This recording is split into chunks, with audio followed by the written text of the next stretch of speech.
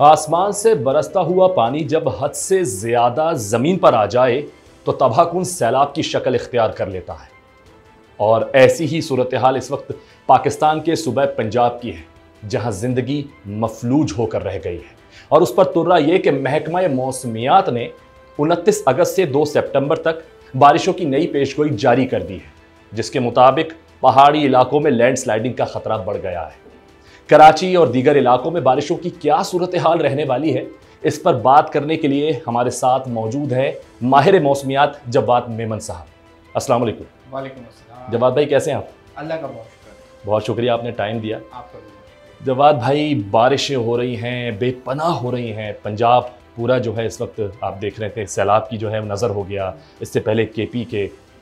तो ये ख़तरा खुदा न खास्ता बढ़ता चला जाएगा या कहीं जाके ये थमेगा, रुकेगा, बारिशें रुकेंगी? देखिए, इस वक्त तो ये जो ख़तरा है ये अनफॉर्चुनेटली चलेगा।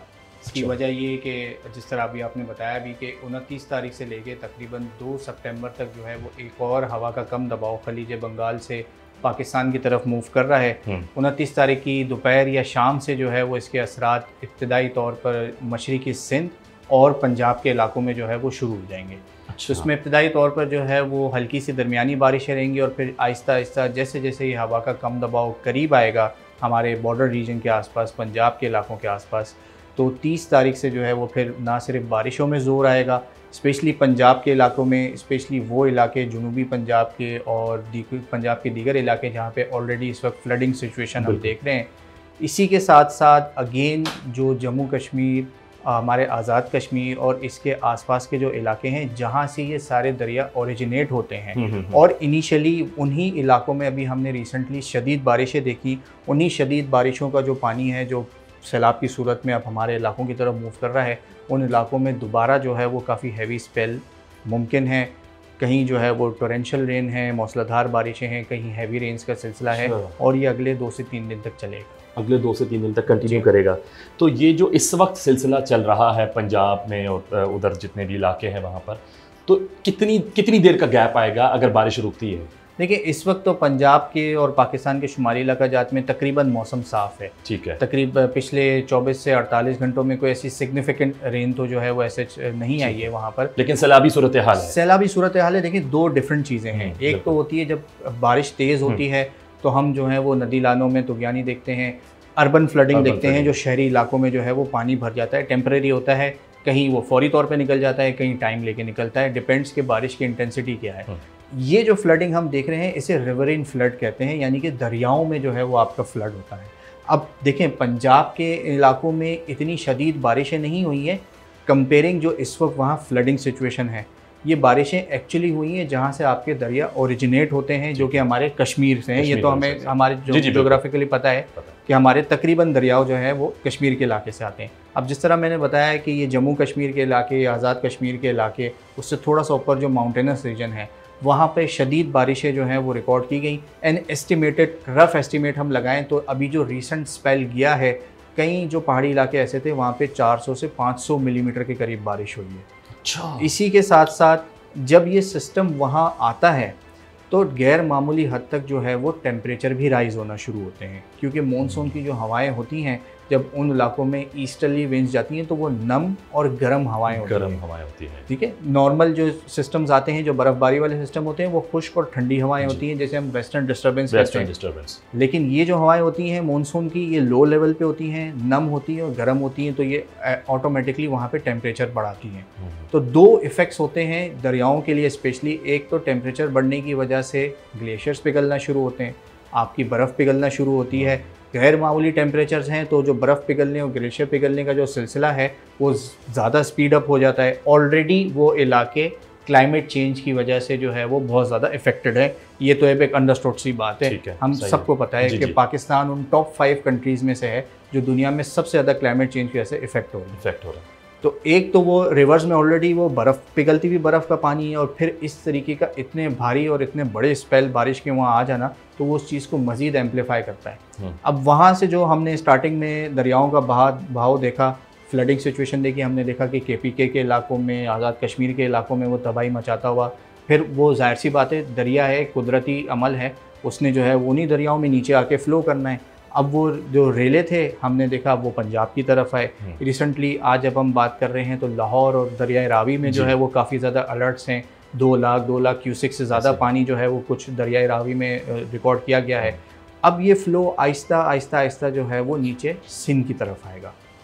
क्योंकि देखिए पानी का घर जो होता है वो है समंदर। उसने आना यही है। उसने आना अपने घर ही है। अब बहरा अरब से एक ही रास्ता बनता है कि ये सारे दरिया जो है वो आयंड में आके कनेक्ट होते हैं दरियाए सिंध दरिया से, और फिर यहाँ से ये बहरा अरब में जाएंगे, समंदर में जाएंगे। सही।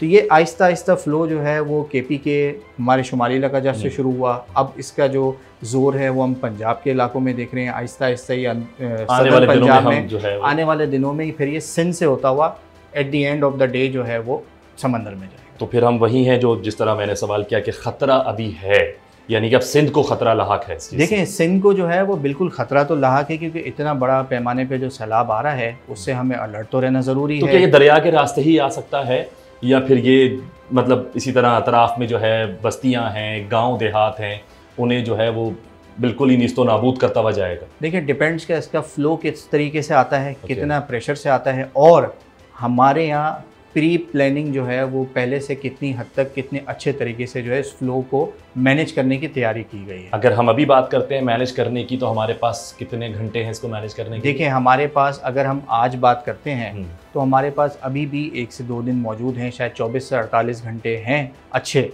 जिसमें हम उसको बहुत आसानी से और बहुत अच्छे तरीके से जो है वो मैनेज कर सकते हैं। इसके बाद दरियाए सिंध में भी काफ़ी जगहें ऐसी हैं, काफ़ी पॉइंट्स ऐसे हैं दरियाओं के ऊपर जहाँ पर इस तरीके के इतने हैवी रेले को भी जो है वो मैनेज किया जा सकता है। इतनी कैपेसिटी वहाँ मौजूद है। अच्छा, मैं यहाँ पे आपको रोकूंगा इस चीज़ से और जानना चाहूँगा, क्योंकि मुझे 100% यकीन है लोग भी जानना चाहेंगे जो देख रहे हैं इस वक्त, कि किस तरीके से काबू किया जा सकेगा। 48 घंटों की अगर बात कर लेते हैं तो इतने कम टाइम पे आप कह रहे हैं बहुत अच्छे तरीके से काबू किया जा सकता है, कैसे, क्या होगा? देखिए सबसे पहले तो दरियाओं के करीब जो आपकी आबादी है उन्हें फौरी तौर पे जो है वो सेफ जगह पे आपने खाली करवा दिया जाए, ताकि आपका जानी और माली नुकसान जो है वो कम से कम तर होता चला जाए। क्योंकि देखिए सबसे ज़्यादा जो इम्पोर्टेंट चीज़ है वो एक इंसान की या एक जानवर की जान है। उन्हें आपने सबसे पहले इवैक्यूएट करके जो है वो उनके रास्ते से हटाना है। क्योंकि देखिए जब दरिया का बहाव आता है, जब वो ज़रूरत से ज़्यादा उसमें इस वक्त जो है वो एक्सेप्शनली हाई फ्लडिंग चल रही है, तो दरिया जो है वो अपने पुश्तों से भी ज़्यादा निकलेगा बाहर। जो हमने मैन मेड जो हमने उसका रास्ता बनाया है वो उससे भी बाहर निकलेगा। वो अपने कुदरती बहाव के साथ ही चलेगा जो सदियों से वो चलता चला आ रहा है। और ये सैलाब कोई पहली बार तो नहीं है, हमने 2022 में भी देखे, हमने 2020 में भी देखे, और हमारी रिकॉर्डेड हिस्ट्री में ये कई बार जो है वो इस तरीके के इवेंट्स हमने देखे हैं। हो ये रहा है कि हम बहुत जल्दी देख रहे हैं। अब क्योंकि क्लाइमेट चेंज की वजह से इसकी जो फ्रीक्वेंसी है, एक्सट्रीम इवेंट्स की जो फ्रीक्वेंसी है, ये बढ़ती चली जा रही है। हम इस पर कई दफ़ा जो है वो डिस्कस कर चुके हैं। भारत जो है वो इस पर मैंने भी जो है वो कई दफ़ा कि अब जो भी मौसम आएगा वो एक्सट्रीम होता चला जाएगा। इसी तरीके से अब 2019 से हमने शदीद बारिशें देखना शुरू करी। 2018 हमारा वो महीना था जो ड्राउट था, इंतहाई कम बारिशें थी। कराची में तो ना होने के बराबर, मुश्किल से कोई 10-15 मिलीमीटर का पूरे मानसून में इवेंट आया था, कोई बारिश नहीं थी।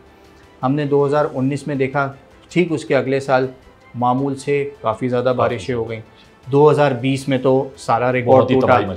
कराची 27 अगस्त 2020 कराची वाले कभी नहीं भूल सकते उस दिन को, जो कराची में एक दिन के अंदर 250 मिलीमीटर से ऊपर बारिश हुई। बहुत खौफनाक। अब हर गुजरते साल के साथ जो है वो हम देखते चले जा रहे हैं कि मॉनसून जो है वो हाइपर होता चला जा रहा है। बारिशों का टाइम पीरियड शॉर्ट हो गया है, लेकिन जो भी इवेंट होता है वो इतना एक्सट्रीम होता है कि वो पिछले तमाम रिकॉर्ड्स जो है वो तोड़ देता है। रिसेंटली बिल्कुल लोगों को भी ताज़ा ये याद होगा कि सियालकोट में आपने देखा कि लास्ट 49 इयर्स का जो है वो रिकॉर्ड ब्रेक हुआ। बिल्कुल ठीक है, एक दिन के अंदर तकरीबन 360-63 मिलीमीटर के आसपास लास्ट 339 पर था फिगर शायद। एग्जैक्टली। उसके बाद अब 50 क्रॉस कर गया। अब तकरीबन 50 साल पुराना रिकॉर्ड टूट गया ना उस इलाके का। तो हमने देखा कि ये मौसम जो है वो हर गुजरते साल के साथ सीवियर होता चला जा रहा है। इसी तरीके से 2024-2025 की जो सर्दियों की जो बारिशें थी, जो जिन्हें हम विंटर रेन्स कहते हैं, स्नोफॉल, जो कि हमारे लिए बड़ी एसेंशियल होती हैं क्योंकि यही गर्मी में पिघलती हैं और हमारे दरियाओं में पानी आता है। और फिर जो सख्त गर्मी के जो महीने होते हैं हमारे मार्च, अप्रैल, मई, जून, बीइंग इन एग्रीकल्चर कंट्री, ये हमारे लिए बहुत ज़्यादा इंपॉर्टेंट होता है। हमने देखा कि तकरीबन 50% बारिशें जो हैं वो कम हुई सर्दियों के मौसम। जी बिल्कुल। वो जो एक था कि इतना हो सकता है, इतना हाँ। हो सकता है, लेकिन ऐसा कुछ भी नहीं हो रहा। नहीं हो पाया क्योंकि 50% बारिशें जो कम हुई। फिर उसके रिबडल में हमने क्या देखा कि मुल्क के 2/3 हिस्से में जो है वो हमने ड्राउट अलर्ट्स देखे, बिल्कुल सूखे का अलर्ट देखा। इसमें अभी भी बलूचिस्तान के, वेस्टर्न बलूचिस्तान के जो इलाके हैं जो ईरान बॉर्डर के आसपास के हैं, वहाँ पे अभी भी ड्राउट सिचुएशन है, बारिशें नहीं हुई हैं। इवन के मानसून के बड़े बड़े स्पेल भी बलूचिस्तान में भी हमने देखे, लेकिन अभी भी वो इलाके जो हैं वो ड्राउट में है। तो आप इसमें इस चीज़ के एम्प्लीफिकेशन को देखें कि मुल्क का एक हिस्सा इस वक्त कहत के अंदर है हाल में, और एक कहत में, और मुल्क का एक बड़ा हिस्सा जो है वो इस वक्त सैलाबी सूरत हाल देख रहा है। तो आप इस चीज़ को थोड़ा सा बैठ के 1 मिनट के लिए सोचें कि आपका जो क्लाइमेट है वो कितना ज़्यादा अनप्रेडिक्टेबल और कितना ज़्यादा जो है उसमें बड़े चेंजेस आ गए। वाकई चेंजेस आ रहे हैं कि अगर एक ही मुल्क के अंदर हम जो है वो 2 शेड देख रहे हैं। एग्जैक्ट। तो जो फसलें हैं, पंजाब साइड के तो देखा कि बड़ी तादाद में फसलें बर्बाद हो गई।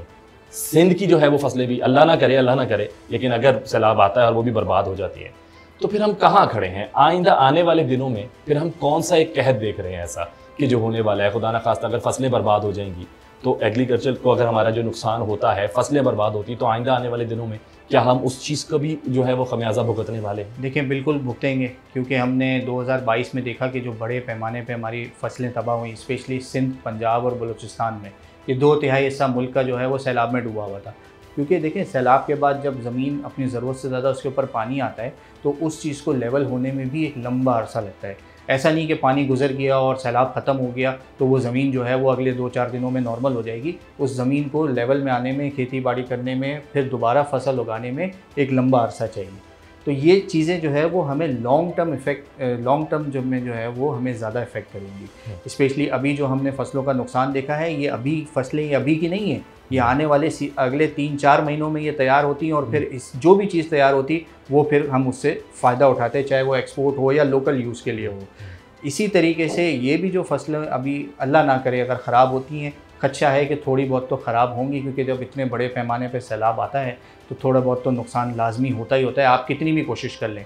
हुकूमत सिंध को जो है वो एक अच्छा टाइम से पता है कि पंजाब से जो है वो फ़्लो आ रहा है और उसने एंड में यहीं आके अपने घर जाना है, तो हमें काफ़ी प्लेंटी ऑफ टाइम है, और हमने देखा भी है कि वो काम उस हिसाब से हो भी रहा है, जो जैसा भी ग्राउंड लेवल पे हो रहा है।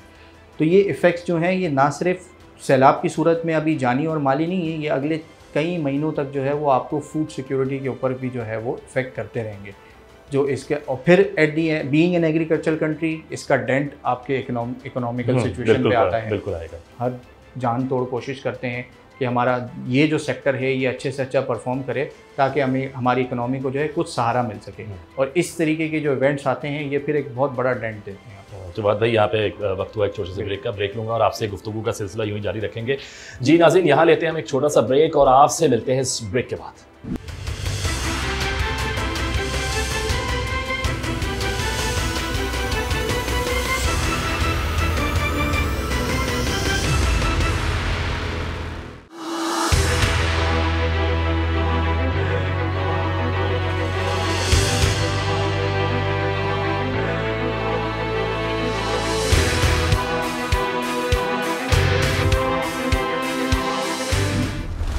जी वेलकम बैक। तो जवाद भाई, मुझे ये बताएं कि सैलाब जो है वो अगर एक बड़े हिस्से के लिए अगर बात करूं तो वो जहमत बन जाता है, तो कहीं ना कहीं वो छोटा हिस्सा हो या फिर बड़ा हिस्से के लिए रहमत भी कहा जा रहा होता है, हो जाता है।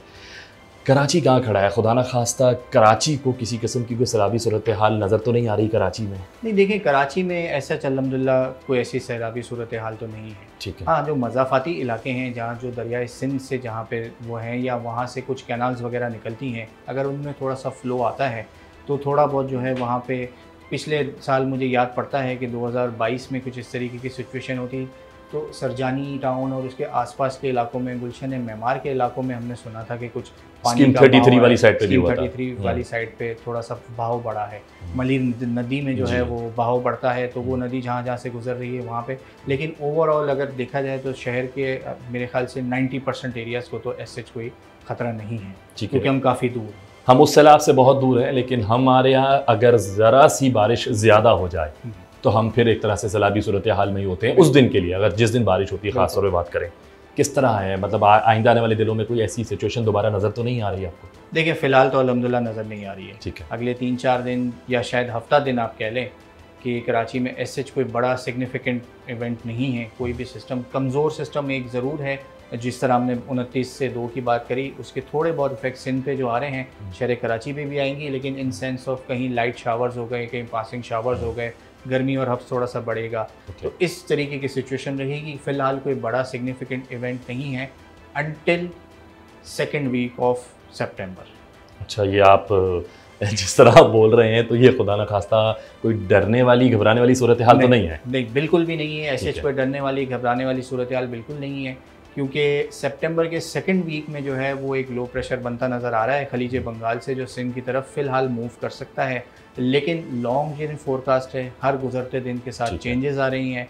ये जो 29-30 वाला सिस्टम था इनिशियली, इसने भी कराची और इसके आसपास के सिंध के इलाकों में काफ़ी हैवी रेंज शो करी थी, लेकिन अब ये लिमिटेड हो गई हैं मशरक़ी सिंध, थर पारकर, नगर पारकर और अपर सिंध के कुछ इलाके, सखर, लाड़काना, जैकबाबाद, दादू के आसपास के इलाकों में।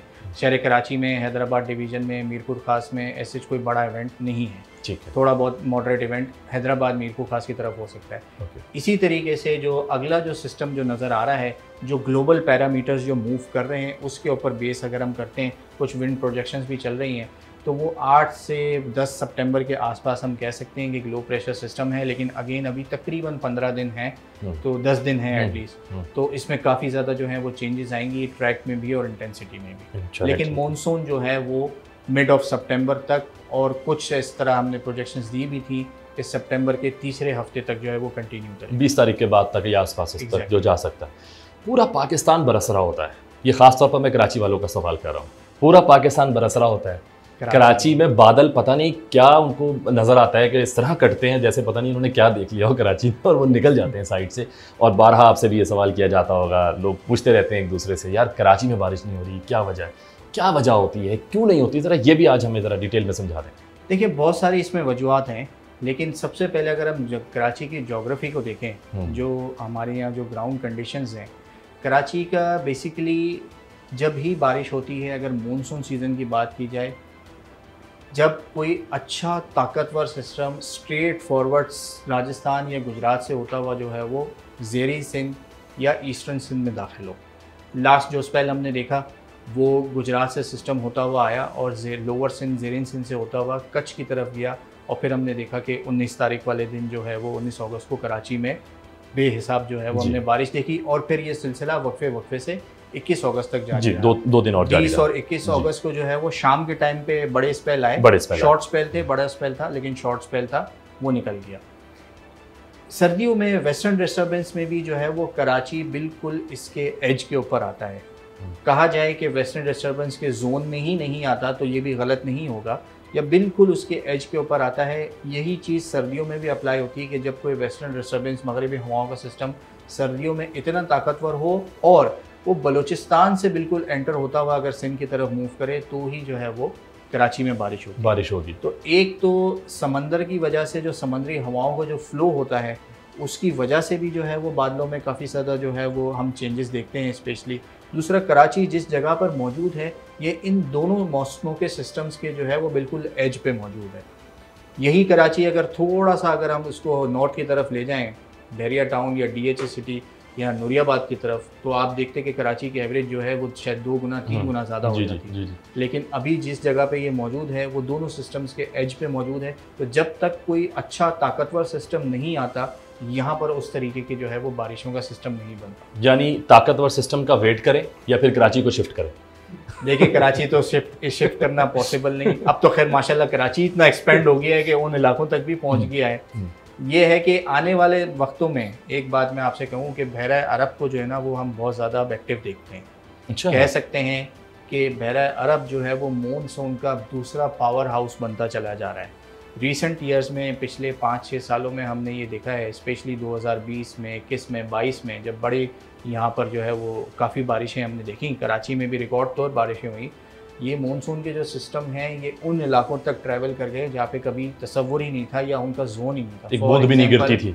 ओमान, जी जी जी, हाँ हाँ, यूएई के बहुत सारे, जी बिल्कुल ऐसे के बहुत सारे इलाके, ऐसा, ठीक है, सऊदी अरब के बहुत सारे इलाकों में, और अब वहाँ रुक नहीं रही बारिश, एग्जैक्टली ये मानसून के सिस्टम उन इलाकों तक ट्रेवल कर गए जहाँ पर मानसून बेल्ट कभी आता ही नहीं था। इवन कि आपका बलूचिस्तान का भी जो वेस्टर्न बलूचिस्तान का जो हिस्सा है जहाँ पे इस वक्त ड्राउट कंडीशंस हम देखते हैं, वो भी मानसून बेल्ट में नहीं आता। तो आपके मुल्क के ही हिस्से में जो है वो मानसून इन इलाकों में आके रुक जाता है। लेकिन हमने रिसेंटली देखा कि ईरान, ओमान, मिडिल ईस्ट के मुल्कों में भी चला गया।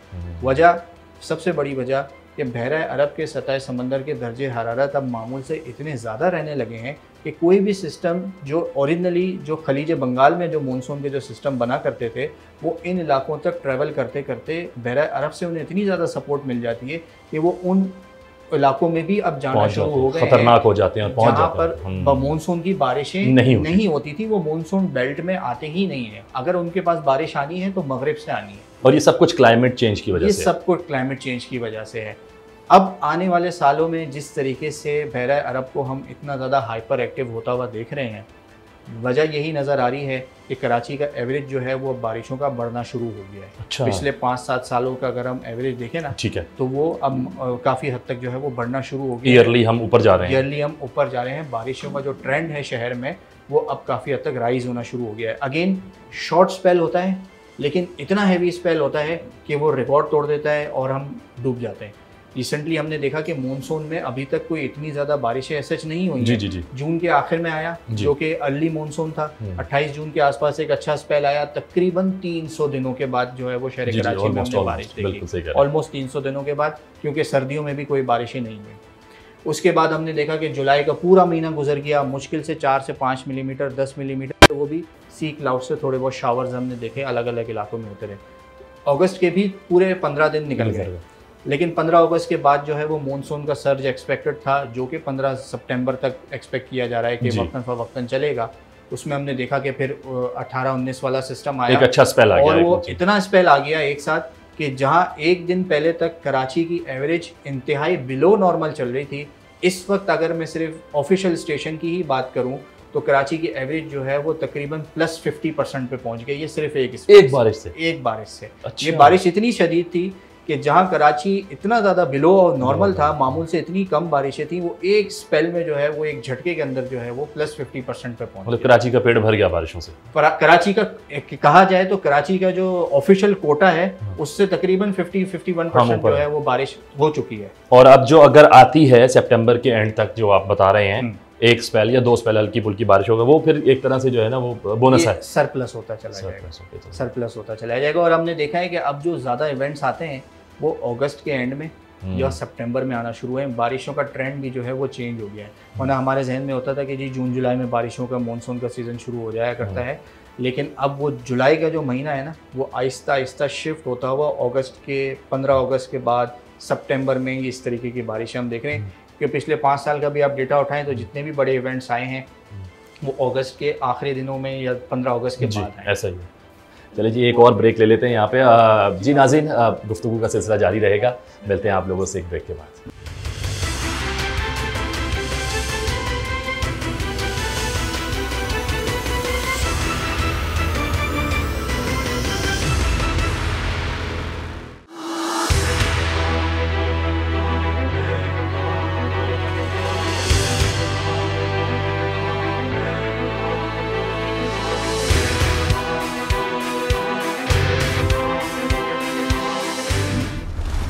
जी वेलकम बैक। अच्छा जवाद भाई, इस तरह बता रहे हैं, कराची के हवाले से बता रहे हैं, तो अगर आपने कहा कि मानसून अब जो है वो एक नई करवट ले रहा है, बहरी अरब के अंदर जो है वो दर्जा हरारत बढ़ते जा रहे हैं, आइंदा आने वाले सालों में मज़ीद बारिशें मुतवक्के हैं कराची में मानसून के हवाले से, अलार्मिंग सिचुएशन है कराची के लिए अगर देखा जाए तो? देखिए हालात जिस तरह कराची के हैं, बिल्कुल है, और मेरे ख्याल से तो एमरजेंसी बेसिस पे काम करने की ज़रूरत है। स्पेशली जिस तरह हम एक बड़ा इवेंट देखते हैं कि एक इवेंट आया और उसने पूरे शहर को जो है वो डुबा दिया।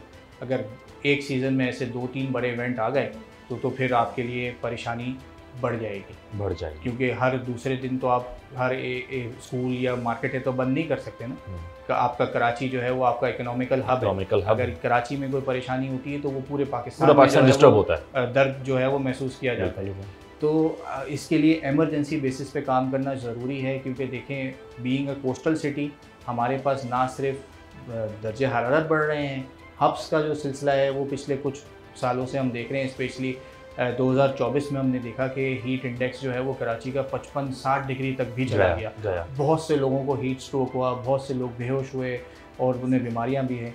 इस साल भी हमने देखा कि हीट इंडेक्स जो है वो 50, 55, 56 डिग्री तक जाता था। तो ये दर्जे हरारत शहर के भी बढ़ रहे हैं, फिर जो समंदर के दर्जे हरारत हैं उसकी वजह से ह्यूमिडिटी इतनी ज़्यादा बढ़ रही है कि हीट इंडेक्स बढ़ता चला जा रहा है। और फिर ये जो आने वाले सालों में जो हम देखते हैं कि बहरा अरब एक दूसरा पावर हाउस बनता चला जा रहा है मानसून का। अब यहाँ जो इस तरीके के सिस्टम आते हैं तो फिर इस तरीके के बड़े 200, 250, 300 मिलीमीटर के जो इवेंट्स हमने देख रहे हैं, इनकी फ्रीक्वेंसी बढ़ती चली जाएगी, इंटेंसिटी भी बढ़ती चली जाएगी। वही बात कि अगर एक सीज़न में ऐसे 3-4 बड़े स्पेल आ गए तो फिर कराची के लिए बहुत मुश्किल हो जाएगा। अच्छा, मैं ये जानना चाहूँगा आपसे कि मुझे बताइएगा कितने दिन पहले तक की प्रेडिक्शन रहती है? मतलब आप मिसाल के तौर पे 15 दिन पहले बता सकते हैं सिस्टम आ रहा है, 20 दिन पहले बता सकते हैं सिस्टम आ रहा है। सिस्टम में रद्दोबदल हो जाएगा, चेंजेस हो जाएंगी, उसकी रफ्तार बदल सकती है, उसका जो है वो बिल्कुल रुख बदल सकता है। लेकिन फिर आप लोग किस तरीके से उस चीज़ को देखते हैं कि हाँ कितने दिन पहले, 1 महीने तक का प्रेडिक्शन रख सकते हैं जहन में? देखिए बिल्कुल 1 महीने तक का जो है ना वो हमें जनरल आइडिया हो जाता है कि आने वाले 1 महीने के अंदर जो है वो हमारे मुल्क के मुख्तलिफ इलाकों में या किस स्पेसिफिक रीजन में जो है वो मौसम किस तरह रिएक्ट करेगा। जिस तरह रिसेंटली हमने डिस्कस किया था अगस्त के स्टार्ट में कि 15 अगस्त के बाद से जो है वो मानसून का सर्ज आना शुरू होगा, मानसून दोबारा इतना ज़्यादा एक्टिव होगा और ये कम से कम 15 सितंबर तक जो है वो वक्तन फ़वक्तन चलेगा। अब ये हमने जनरल आइडिया दे दिया कि एक सर्ज आ रहा है या मानसून का जो है वो रिवाइवल नज़र आ रहा है। अब इस दौरान जो है वो मुख्तलिफ लो प्रेशर सिस्टम्स बनते हैं, मानसून के जो बारिश बरसाने वाले सिस्टम होते हैं वो मुल्क की तरफ ट्रैवल करते हैं। ये सर्ज हमने देखा कि स्टार्ट हुआ पाकिस्तान के जुनूबी इलाकों से, जिसमें कराची समेत सिंध के और बलूचिस्तान के तकरीबन इलाकों में हमने काफ़ी हैवी रेंज देखी। अब ये जो सर्ज का जो मानसून का जो एक्सेस है वो पंजाब और फुट हिल्स ऑफ हिमालय यानी कि कश्मीर की तरफ हुआ। तो अब हम देख रहे हैं कि वहाँ पे शदीद बारिशें हैं, सैलाबी सूरत हाल है। आने वाले दिनों में या आने वाले 1 से 1.5 हफ्ते में ये जो सर्ज है दोबारा जुनूबी इलाकों की तरफ मूव करेगा। जिस तरह हमने स्टार्टिंग थोड़ा देर पहले डिस्कस किया कि 9-10 तारीख के आसपास एक सिस्टम एक्सपेक्ट किया जा रहा है कि सिंध की तरफ मूव कर सकता है। अगर एक्सेस नीचे आता है मानसून का तो अगेन ये फिर जुनूबी इलाकों की तरफ बारिशों का जोर दोबारा बढ़ता हुआ नज़र आएगा। तो अगले 1 महीने तक हमें जनरल आइडिया हो जाता है और तकरीबन 15 दिन या थोड़े बहुत इससे 15-17 दिन ऐसे आगे हमारे पास ऐसे होते हैं जिसमें हमें सिस्टम बनते हुए नज़र आना शुरू हो जाते हैं। जैसे जैसे फिर आहिस्ता आहिस्ता चीज़ें क्लियर होना शुरू होती हैं तो फिर आहिस्ता आहिस्ता अपने डिफरेंट फिर आप सरप्राइज देना शुरू करते हैं। अच्छा ये बताएं फिर आपका जो है ये मौसमी तोता जो है ये फिर क्या कह रहा है कि क्या सितंबर के बाद कुछ और चीज़ें हैं कि कराची के लिए या पाकिस्तान के लिए मौसम किस तरह रहने वाला है? देखिए सितंबर के बाद मानसून ख़त्म होता है तो हमारे पास फिर खिज़ा का मौसम आ जाता है। अक्टूबर जो है वो हमारे पास खासा गर्म होता है, बिल्कुल ये दूसरा महीना होता है जिसे हम दूसरा गर्मियों का सीज़न कहते हैं। लेकिन कंपेयरिंग टू इन महीनों के मई, जून, जुलाई के ये काफ़ी ज़्यादा खुश्क होता है। मानसून और अक्टूबर में जो है वो इतनी ज़्यादा जो है वो नमी नहीं होती है। लेकिन फिर अक्टूबर में जो है वो पोस्ट मानसून साइक्लोनिक सीज़न भी शुरू होता है। अब वो साइक्लोन बहरा अरब में बने या बे ऑफ बंगाल में बने, बीइंग अ वेदर एनालिस्ट हम तो उसे एनालाइज करते रहते हैं। लेकिन इसमें ये होता है कि फिर अक्टूबर नवंबर के जो महीने होते हैं उसमें फिर साइक्लोन्स बनने का सीज़न शुरू होता है। तो ये चलता रहता है। तो यानी कि फिर उसमें जो है वो साइक्लोन के थ्रू पता लग जाएगा बारिशें हैं या नहीं है, फिर वो करीब करीब के दिनों में ही पता लग जाएगा। ख़ास तौर पर जानना चाहूँगा मैं पंजाब के हवाले से, इस वक्त जो वहाँ सूरत हाल है, आपने कहा कि मज़ीद बारिशें मुतवक्की हैं, सितंबर तक एंड तक ये मानसून चल सकता है, वहाँ और बारिशें हो सकती हैं। तो क्या लगता है खुदा न खासा जो जैसे अगर शहरों की बात की, बड़े शहरों में भी है, लाहौर तक का नाम आ चुका है और लाहौर के कुछ एरियाज़ में जो है वो एक तरह से सैलाबी सूरत हाल देखी भी जा चुकी है और बहुत बड़े बड़े शहर हैं। तो क्या खुदा न खास्ता अल्लाह ना करे अगर मज़ीद बारिशें होती हैं और इस तरह सैलाब का सिलसिला अगर जारी रहता है तो क्या बाकी और बड़े शहर भी इफ़ेक्ट हो सकते हैं इससे? देखिए हो सकते हैं, लेकिन अब मानसून का जो सीज़न है ये हम तकरीबन 70% जो है वो गुजार चुके हैं। अब जो 30% रह गया है उसमें जो मानसून के जो सिस्टम है स्पेशली सितंबर के महीने में जो आते हैं वो अमूमन इतने ज़्यादा ताकतवर नहीं होते हैं। लेकिन ताकतवर ना होने का मकसद ये नहीं है कि आप बिल्कुल ही जो है वो रिलैक्स होकर बैठ जाएं, क्योंकि इस वक्त फ्लडिंग सिचुएशन है, मज़ीद बारिशें हम अगले 2 से 4 दिनों तक देख रहे हैं। इसके बाद भी जो है वो वक्तन फ़वक्तन सिस्टम्स इस तरीके के आते रहेंगे जिससे दोबारा फ्लडिंग सिचुएशन हो सकती है। लेकिन होपफुली कह सकते हैं कि अब क्योंकि आहिस्ता आहिस्ता सीज़न जो है वो अपने इख्तिताम की तरफ जा रहा है, सिस्टम्स जो आते हैं वो इतने ज़्यादा पावरफुल ना हो जिस तरह रिसेंटली हमने पिछले 2 से 3 सिस्टम्स देखे जो 15 अगस्त के बाद से स्पेशली हमने देखना शुरू किए। लेकिन इसके बावजूद भी एटलीस्ट 15 सितंबर तक हमें बिल्कुल अलर्ट रहना है, क्योंकि कम से कम 2 सिस्टम्स ऐसे हैं जो पाकिस्तान की तरफ मूव करेंगे। एक पहला जो सिस्टम है हम इस वक्त एक्सपेक्ट कर रहे हैं कि वो सिंध की तरफ मूव कर सकता है। हो सकता है कि आने वाले दिनों में इसका रुख दोबारा पंजाब की तरफ हो जाए, तो वो बारिशें जो है वो मज़ीद ले आए। उसके बाद 12-15 सितंबर के आसपास जो है वो एक और हमें खलीज बंगाल से सिस्टम आता हुआ नज़र आ रहा है। उसके भी एक्सपेक्टेशन है कि वो पाकिस्तान तक आ सकता है। फ़िलहाल वो सेंट्रल इंडिया तक लिमिटेड है, लेकिन अगर आता है तो फिर इन्हीं इलाकों की तरफ ही आएगा, क्योंकि जब मानसून का जो आपका जो इन्फ्लुएंस होता है वो या तो पंजाब की तरफ होता है या आपके सिंध की तरफ होता है, जो ईस्टर्न पाकिस्तान है। मैं सूबों की बात करूँगा, एंड ऑफ सितंबर अगर हम मानसून के एंड की बात करते हैं तो कौन सा सूबा सबसे ज़्यादा इफ़ेक्ट हो रहा होगा बारिशों से? वैसे नज़र तो आया है KP के भी बहुत ज़्यादा इफ़ेक्ट हो गया, पंजाब नज़र आ रहा है, आगे ही सैलाबी सूरत हाल सिंध की तरफ आ रही है, बारिशें जो हैं वो मामूल से ज़्यादा होती वहाँ नज़र आ रही हैं। तो ये कितनी हैं परसेंटेज पर अगर बात की जाए?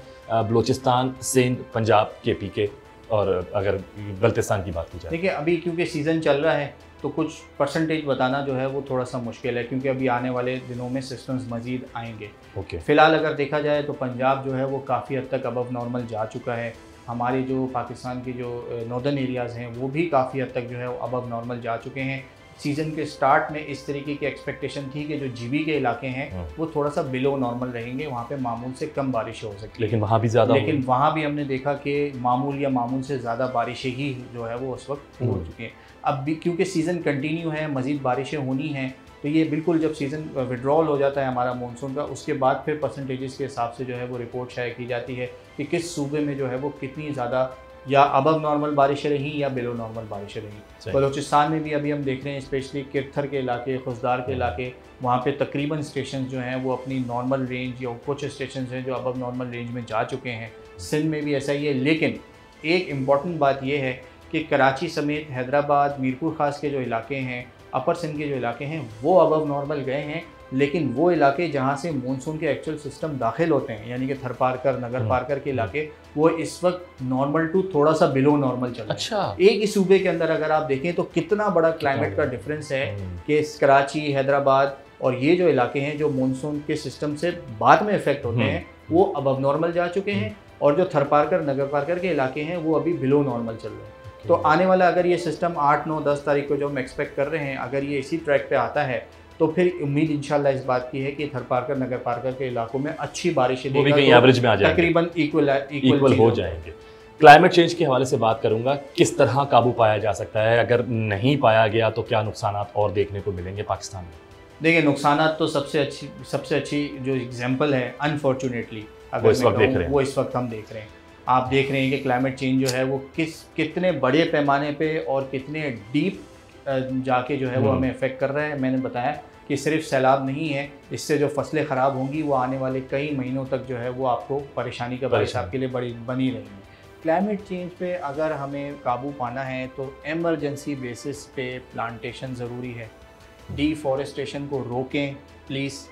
अर्बनाइजेशन देखें, तरक्की करना, अर्बनाइजेशन करना, इंफ्रास्ट्रक्चर बनाना हर मुल्क की ज़रूरत है, हमें इससे कोई मना नहीं है। लेकिन जिस हिसाब से अगर आप तरक्की करने के लिए या अर्बनाइजेशन करने के लिए एक जगह से दरख्त को ख़त्म कर रहे हैं, तो मेहरबानी करके उसके रिबडल में कितने दरख्त आप लगा रहे हैं उसके ऊपर सबसे ज़्यादा जो है वो चेक होना चाहिए। क्योंकि वो इलाके ऐसे हैं कि आपने दरख्त अब काटना शुरू किए, टेम्परेचर बढ़ना शुरू हुए, तो आपने देखा ना इसके क्या इफेक्ट्स आना शुरू हो गए। बर्फ़ किस तरीके से पिघल रही है, ग्लेशियर जो हैं वो हमारे ख़त्म होना शुरू हो गए।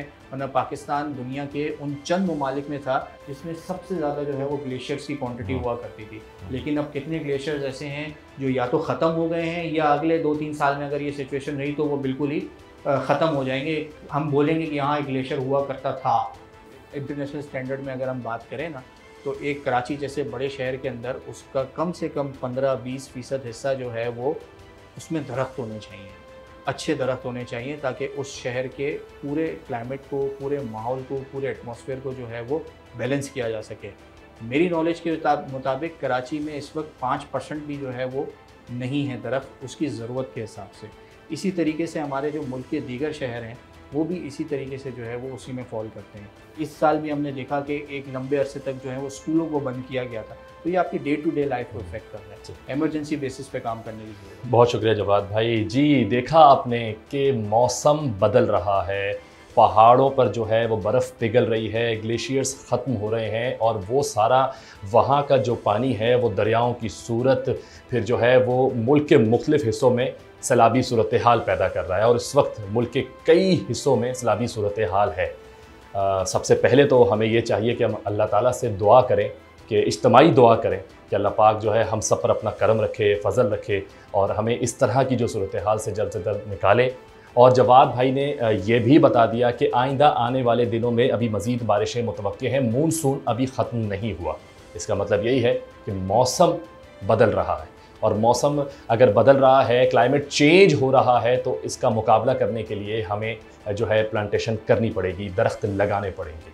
और इसके लिए एक बार फिर जो है मैं हुकूमत से जो है वो गुजारिश करूँगा कि इन तमाम चीज़ों के लिए ज़रा गौर करें, थोड़ा सा सीरियस हो जाएं, क्योंकि ये वाकई आने वाले दिनों में एक अलार्मिंग सिचुएशन है इस मुल्क के लिए, इस खित्ते के लिए। तो जवाद भाई ने भी जो है वो इस वक्त वार्न कर दिया है कि आइंदा आने वाले सालों में मज़ीद सूरत हाल जो है वो बिगड़ सकती है, इसीलिए हुकूमत को मज़ीद अच्छे इक़दाम करने होंगे। आज के लिए बस इतना ही। अपने मेज़बान अर्तगरल चौधरी समेत प्रोग्राम की टीम को दीजिए इजाज़त। अगले शो में फिर मुलाकात होगी। अल्लाह हाफ़िज़।